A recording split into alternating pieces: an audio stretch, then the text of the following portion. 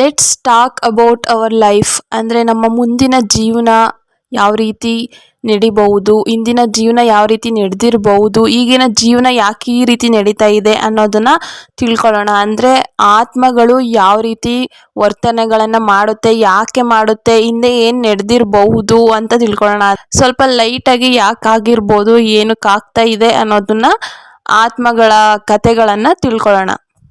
First of all ನಾವು human beings ಭೂಮಿ ಮೇಲೆ ಇದ್ದೀವಿ ಅಂದರೆ ನಾವು ಬರೀ ದೇಹ ಮಾತ್ರ ಅಲ್ಲ, ನಮ್ಮ ಒಳಗಡೆ ಒಂದು ಆತ್ಮ ಕೂಡ ಇದೆ. ನಿಮಗೆ ಗೊತ್ತಿರುತ್ತೆ, ಯಾರಾದರೂ ಡೆಡ್ ಆದರು ಅಂದರೆ ತೀರೋದ್ರು ಅಂದರೆ ಅವರ ದೇಹದಿಂದ ಆತ್ಮ ಬೇರೆ ಆಗುತ್ತೆ. ಆವಾಗ ಆತ್ಮ ಎಲ್ಲೋಗುತ್ತೆ?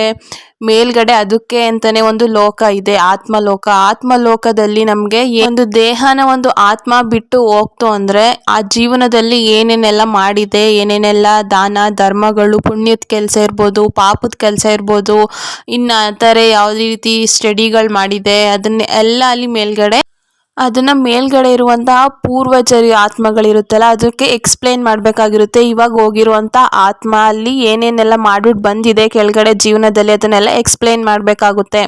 ಎಕ್ಸ್ಪ್ಲೇನ್ ಮಾಡಿದ ಮೇಲೆ ನೆಕ್ಸ್ಟ್ ನಿನ್ನ ಜೀವನ ಯಾವ ರೀತಿ ಇರುತ್ತೆ ಅಂತ ಅವರೇನೆ ಸಜೆಷನ್ ಕೊಡ್ತಾರೆ. ನೆಕ್ಸ್ಟ್ ನೀನು ಈ ರೀತಿ ಇದನ್ನು ಕಂಪ್ಲೀಟ್ ಮಾಡ್ಕೊ ಬಂದಿಲ್ಲ, ನೀನು ಈ ರೀತಿ ಪಾಪ ಕೆಲಸಗಳನ್ನು ಮಾಡಿದ್ಯಾ, ನೀನು ಈ ಪಾಪ ಕೆಲಸಗಳನ್ನು ನೀನು ತೀರಿಸ್ಕೊಂಬರ್ಬೇಕು, ಈ ಥರ ಕರ್ಮಗಳನ್ನು ಮಾಡ್ಕೊ ಬಂದಿದ್ಯಾ, ನೀನು ಈ ಕರ್ಮನೆಲ್ಲ ತೀರಿಸ್ಬೇಕು, ನೆಕ್ಸ್ಟ್ ನೀನು ಈ ರೀತಿ ಹುಟ್ಟಬೇಕು ಅಂತ ಅಲ್ಲಿ ಸಜೆಷನನ್ನು ಮಾಡ್ತಾರೆ.